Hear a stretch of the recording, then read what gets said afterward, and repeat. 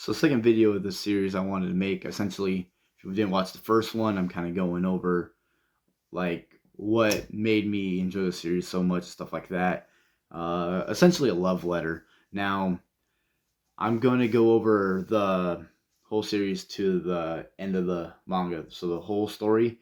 I know that anime has it was a season of the series done, so if you've watched that and haven't read the manga or whatever, I'm gonna spoil like the whole thing to you.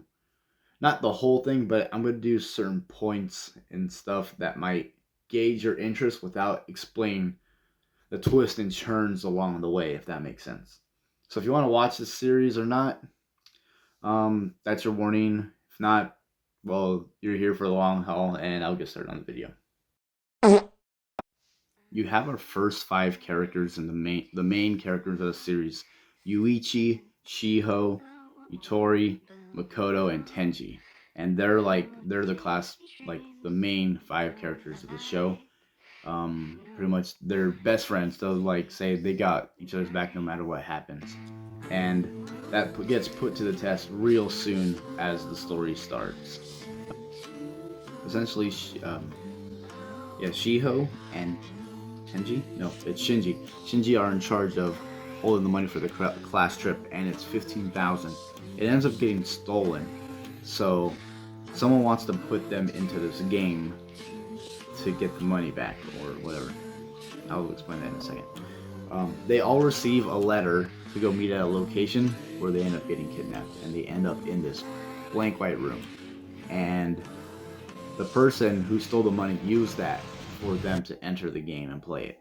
Now, in this game, a lot of things can happen. So you can end up getting out of debt like that, or you can just keep digging yourself a bigger hole. And at the beginning of the game, they just have a really simple one. So all it is there's a coin. It's like a Ouija thing, where you have a coin, you move it to yes and no, answering the question. So they're like, oh yeah, it's easy, it's cake. The caveat is you can't speak during the game, or else your debt's gonna double. Now, Yuichi breaks the rule right away, explain just so he can like help not lose trust between his teammates, because there's essentially already a traitor at the beginning of the group. So they'll say no to a yes question with everybody, and it's a really easy question. It's like, are they all friends, or like what grade they're in, or something like that. What's 2 plus 2? Questions it's pretty easy to know the answer to. Then again, if they lie and their answer gets picked, like they have a prompt and they have a secret prompt no one else knows, and that would give them extra money, where instead of collectively they all get the same, this person can get out of debt so much faster. That's pretty much the rules of the first game. I want to give a shout out to Event's character. I'll put it right here in the corner, where he did a good job explaining Yuichi's character, far better than I could ever myself. Not really too good at explaining stuff like that, especially on camera. Always never have been. That's why you see so many cuts in this video. Anyway, let's get on to it.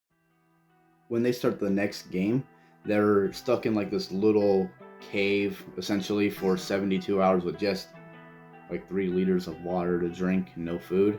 It kind of will help them, like, give them a headspace for the next game, so be a little tougher on them. Now, the next game is actually a hide and seek game. So, actually, if Yuichi went by himself, he would have been SOL, because he can't be a hider and a seeker. And the other group is a group of 5, and they actually, I think, Kei's probably my favorite character in the series. He's the leader of that group. Whatever, it doesn't matter. You'll figure that out later. So he has a group of 5 where they'll have. Let me explain the rules first. So they'll have one person hiding, and the rest can seek or whatever, stuff like that. Keep in mind they didn't eat for a while, and at the center of the big giant nameless field, there's food and water. And then they go and hide their own separate ways, and essentially the first person to get found by the other team wins. Now, it's more of an endurance game rather than I got you, just because how huge the area is. Like, you'll probably have next to no chance to find them as is. It's like a explorer team.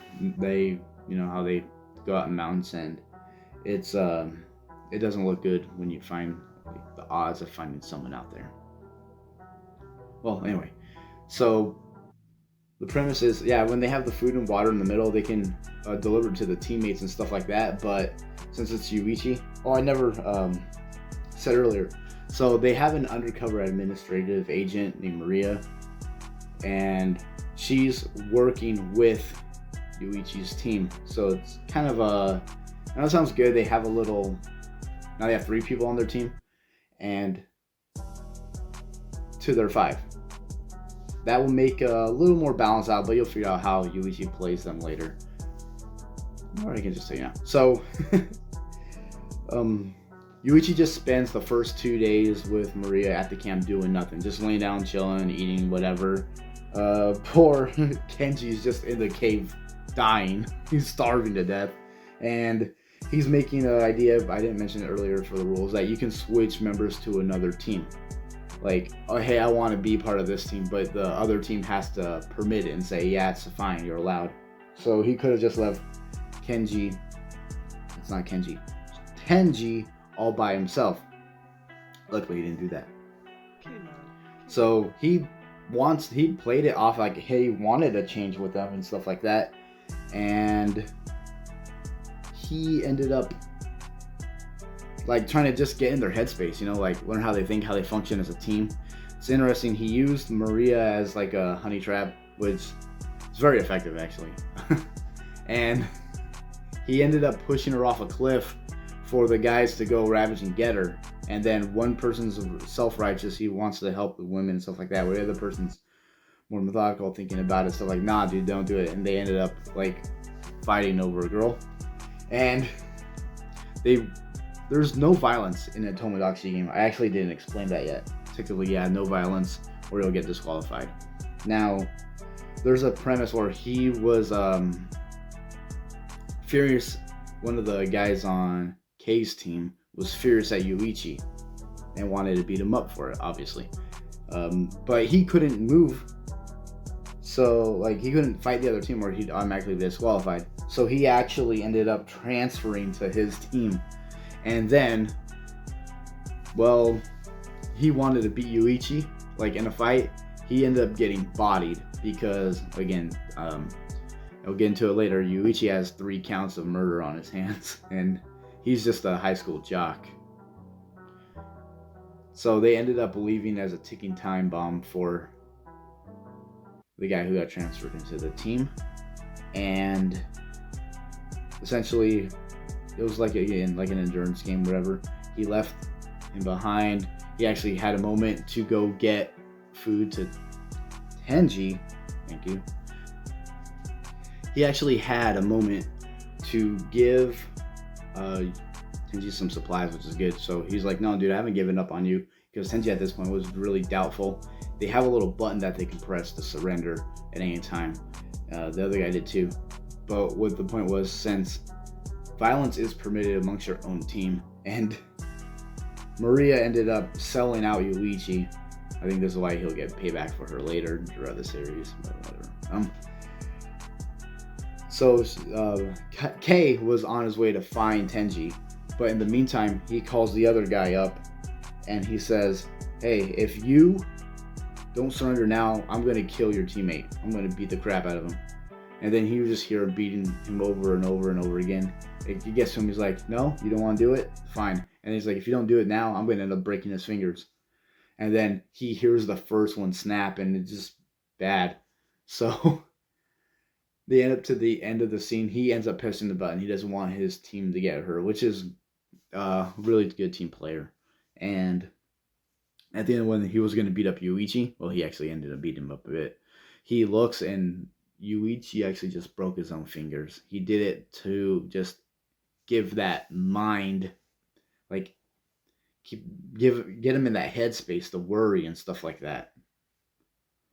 That's pretty much how that game ends, with the other team's like, okay, we lost, whatever. And Yuichi's team moves on to the next one.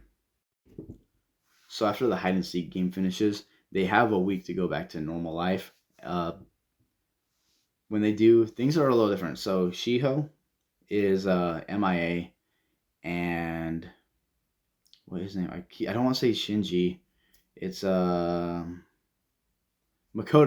Wow, Shinji is a character way down the road. Makoto is framed for murdering his dad, and it's like they were gone playing the game for so long. They're like, "What the hell is going on? What's happening?" It's just sowing seeds later into that series and stuff like that. Now, after this, there's a phone call that Yuichi gets to play another game. Essentially, it's like a not even an official one. He was flexing like he's like, "Oh yeah, you can't beat me. I'm untouchable. I'm too good at this stuff." Um, so they ended up kidnapping what's her name, Yutori, and they said, "Hey, come to this place, or we're going to kill her." Pretty much. Now, they're not really the game administrators, all fake. So what they did was they just have a punishment game. So like you can pick this, Yutori picks this, and if this doesn't happen to her, this happens to Shinji instead. Like one of the gimmicks was, oh hey, Yutori, we're gonna rip off one of your fingernails, and if you say no to this, we're gonna rip off 3 of Yuichi's. Stuff like that. It ends up with, I don't want to tell you how it ends. It's just again best experience, and it's still animated, so you can just sit back and watch it. Now, after that part, they just end up right back. It goes right back into the next game. The next game is a court one. Now it's like a jury where again Makoto was on trial for his dad's murder, and there's 3 witnesses. There's 3 people testify against him, and they have to figure out which one doesn't really mean it, stuff like that. Now, I'll be honest, this one wasn't too interesting to me, maybe because I was fresh off the anime and stuff like that, and I'm just like, okay, but the court scene never had any interest in that stuff, like Phoenix Wright and stuff like that. It's not really my style. So I'm going to get to the next game. Next game takes place on a prison. Now, what it is they're essentially trying to work off a sentence. It's kind of like where they're going with it. Where all they have to do is stack dominoes. They have thousands of them to stack up, and once they're done, they can all leave. Now, there's 2 teams of 5 in this group, and would you know it, the guy K, the dude from the hide and seek game, is on the other team.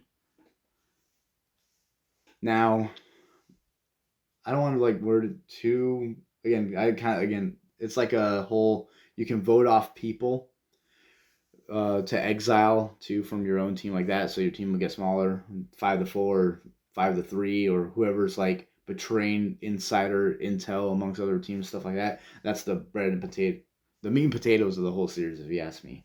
There are keys there, and those keys will come in a very important spot later. And I'm not gonna spoil it to you. It's pretty much grants your freedom at the gate at night. Now, if you do that, you get everyone else in debt, but you'll win substantially more than as a collective. So, like, I'll get, let's say, $50. Well, if you win by yourself, you get $250. It's that like little, should I do it and bury everybody else behind me just to get ahead of myself and get out of it kind of thing. So this first half, the gambling arc on the boat, I think is probably the best, well-written one of the whole series. And for that, I don't want to even go too much detail in it because you got to watch the build-up for the payoff and the whole thing. Long story short, you got to gamble, and the money you win, you can use into the next game. Now, you can get rid of players by selling them for X amount of money to use to gamble. Poker, i.e., anything else like that. The second half of the game is kind of like a island survival type deal where you have guns. It's like paintball guns where you can buy bullet ammunition. Different color dictates different abilities. So yellow, you're actually running from these people that are like hunters. and the game ends when there's only 5 players left, and they'll move on to the final game. Now, this is the part I think that I actually really enjoy, because when the ship arrives, they're not the only ship of people that showed up. So there are other ships of people coming in. So new alliances and coalitions have been formed through this little arc. It's kind of fun to watch go down. Kind of learn what headspace, what characters in at the time, and things like that. New alliances. Anyway, bullets. They cost money. That's why there is 10,000 yen for a yellow bullet. Red is 100,000. Now, the yellow ones immobilize the people hunting you for 10 minutes, where the red ones, they just kill off the hunters. And the black ones, they're only found on the island, and those will immobilize players. And you just see kind of other stuff. Again, I don't want to say too much about it. Yeah, it'll be fine, because they're going to play a part in the final game anyway. You meet Shinji on this island, and that's really cool to me. So if you don't know, Shinji is Yuichi's half-brother, the main character. Well, the guy who took him in is Shinji's biological dad, where Yuichi is his adoptive son, if that makes sense. So they kind of have beef with each other. Now, there's a big bombshell that Kei finds out like this at the top of the lighthouse. And for that, he actually has to lose the game because of something he did, just to protect Yuichi's group. So the final game starts up in the Arctic, like in the middle of nowhere, just in a lodge, a winter lodge in the middle of the mountains, pretty much. Now, the prerequisite before you start this is that you need a password, and it can be no longer than 5 characters, and so it can be short 1. Essentially, that is what it takes to eliminate you from the game. So when you get there, you have to share your password. Well, they are all given a phone with a task they have to do every day, and as a group, and an individual task every day. And if you don't complete that task, you're just banished from the game itself. Now, I know that seems like very trivial and stuff like that, but the way that the task is made to stir up drama and cause doubt within the final group of people. I believe there's 13, 12. No. Anyway, so when it takes place through Shiho, like, I feel like she's taking the main character role for this part, at least for the first half of this arc. And when she gets there, like, Yuichi doesn't even pay her no mind. He pretends he doesn't know who she is and stuff like that, where she feels really off and alone. Now, the first task everyone has is they have to share a password with someone else. And if they don't, within like 24 hours, they're gonna get removed from the game. So it's like, do I trust you enough to put my well-being in your hands? Well, that's pretty much like how the game sets up. There is a caveat in this game, where in the Tomodachi game, violence is pretty much prohibited through the whole thing. Not in the final game, where you can use violence under certain circumstances. Like, this says there's nobody fighting inside the lodge. Well, it's fair game when you're outside of it. Unfortunately, there are tasks that other people have, the individual task they have to do that involves them going outside. And this is where people get either ambushed or deceived or threatened, or if you don't do this, I'll do this, kind of thing like that, because all bets are off out there. So it's kind of, I want to say it's more of an endurance thing rather than, oh, hey, I got to get his password and stuff like that. It sets up so much it's like 5D chess, you know, it's all over the place. There's a few other things that I didn't mention about like their daily tasks. So after that, they have to say their password in a sentence or something like that, at least every day. So Shiho's password is justice, which is not too bad of an idea because you can use it in a way, in a sentence or something like that, that doesn't come off too like, well, that was off-putting. Like an example is she would say, this is my version of justice and stuff like that, which doesn't seem bad. It's very peppered in there like that. The other characters have passwords all over the place like that. Now, the very last part of the series, after the game is ended, all the rest of the people are going to go and vote on who's the winner. And, well, everything starts to be like, I don't know, it's like exposition time. You'll explain why, who's here, what's that, and stuff like that. There's a final prerequisite for your vote to be submitted. And they come to 3 questions. I'll put them on right here because I can't name off the top of my head. Anyway, if you can't do that, then your vote doesn't count, essentially. So it makes it tougher for other people's votes, obviously, like that and stuff like that. Whatever. There's a lot of parts in this story that can leave like you unsettled or uncomfortable with like, how do I word this thing organically? That doesn't sit right with you, if you know what I mean. Now there's a part in chapter 113 that I would say it got me the most, because if you go and read it, there's an event that happened that actually happened to me. So that part, it stuck with me, you know what I mean? Like, it's kind of like ripping off a Band-Aid or, dude. No, if you're curious, go read it. I'm not going to go explain it to you. So at the end, everything else comes to light. Like all the things that have been hidden, surprise, or like, surprise. Yeah, all the surprises come out. Yuichi's mom actually has a huger part in the role than I initially thought she was going to be. And at the final end of the game, before he declares the winner or whatever of the game, Yuichi actually explains the third person who he murdered.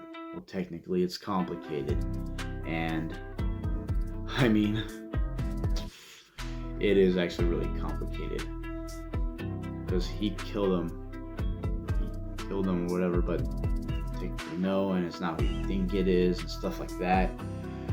Naturally, the boss ends up being furious by it. He ends up shooting Yuichi. Yuichi collapses in the snow. And that's pretty much almost the end of the series. Now they go back into normal life, and Yuichi's there in a comatose state where the rest of the friends are gathering around, and they ask, so should we, the doctor shows up and he's like, yeah, he's alive, but it's going to be very expensive to keep him on life support, essentially. And the friends decide, do we do it? Do we want to keep him around? And, you know, even though it's going to drag us into debt beyond what we could believe and stuff like that, they're like, let's do it. Let's do this. So that's where the story ends. So to me, it ended very open-ended, while simultaneously, I didn't know there was an epilogue after this. So it sat with me for a bit, and there's a way that you can write it that leaves it open-ended, or personally for me, I love epilogues, and I like how it tells the story rather than just, oh hey, the heroes win at the end, the day is saved and stuff like that. But to this, it like Do they make it? Does he live? Do they decide to keep him alive? He's like there too, and he's saying, well, so what's your decision? He's like, I don't know. And like that, just literally just, he doesn't know what to do and stuff like that. So after that, there's a time skip for 2 years, and this is where the epilogue comes in. You see everyone, they're going back to normal life. Shiho, they're all trying to pursue a job in a respective field where I don't know them all specifically. I know Makoto. Makoto is like working at a restaurant. I want to say one of them's trying to be a doctor, one of them's trying to be a lawyer, stuff like that. Kei, he's just doing he's pretty much being essentially a bank where he's loaning out money and stuff like that. He's like, it's not about the money for him because, well, obviously what happened through the whole series. And then after they leave, he has a hire showing up, and well, I'll just put the last panels up here so you can see and get it yourself because it kind of puts a really good ending on it, and I think it was really well put together, like as a story at the end. I finished it not too long ago, so it's pretty fresh in my head, so I wanted to make and get out there. Plus, I saw no one covering like the later parts in the manga in the form of a video or whatnot, just on the comment section. So, yeah, that's the end of the story. Now, if you want to get this, it's a little, I want to say, it's kind of an odd way to collect it because the anime only has, again, the first 20 something chapters, where the manga actually, believe it or not, but it's the most accessible in Spanish, which is kind of interesting to me. Other than that, yeah, there's other people talking about. I saw their take on the show, and it didn't really fit with me because I could pick apart their reasoning why it doesn't work like that. But I don't want it to be like just arguing. Actually, you're wrong because this, and this. Where I just want to show my appreciation and love for the series, if that makes any sense. It was mainly about the whole organization, the administrators watching it, where I've seen it portrayed as oh, they don't like these characters because they're thinking the audience is stupid, so they're specifically here to, oh, hey, did you miss that? Well, now we can talk amongst ourselves to tell you what happened, just because that administration group is in charge of this group and there's other administration charges of other groups, so they're hoping their group wins the game, essentially, is why that's there. At the end of the day, man, it's always one thing that I can pull from this show, and I advise you too, is to trust your friends. They're there for you. Your real friends, not like people who are like, oh yeah, I want to just hang out the weekend and have fun and stuff. No, like people who you can talk to when you have problems and stuff like that. When you're at your lowest, they help you out and stuff. I have friends that people who I can really call my friend, like I can be open with and transparent. Maybe 4 or 5 of them tops, and that's only because my circle's so tight. But by being a tight circle, we're that much more. We get along. You know what I mean? Like we'll always have each other's best interests at heart and things like that. And it's I don't know. It's tough for people to get along and stuff like that. I know how people are socially awkward and they just can't talk or spit out the right words to say what they mean. Um, yeah. If anything, again, to pull from this experience that I learned again is just to keep my friends close. I know it's like your enemies closer, but nah, fuck that. You don't want to do that. There's so much drama and stuff that happens with people who are fake friends and things like that. I'm pretty sure you have your skeletons in your closet too, and I do as well. Anyway, I want to leave the video on a happier note. You know what I mean? So yeah, just getting just stick with them, you know? Like, they'll have your back. They aren't fake, they're real, stuff like that. Well, I appreciate you sticking around all the way to the end of this video. I'll probably do another one like this. It won't be too often or too soon because I I kind of don't know how I want to portray this series yet. Anyway, thanks so much. I appreciate you watching.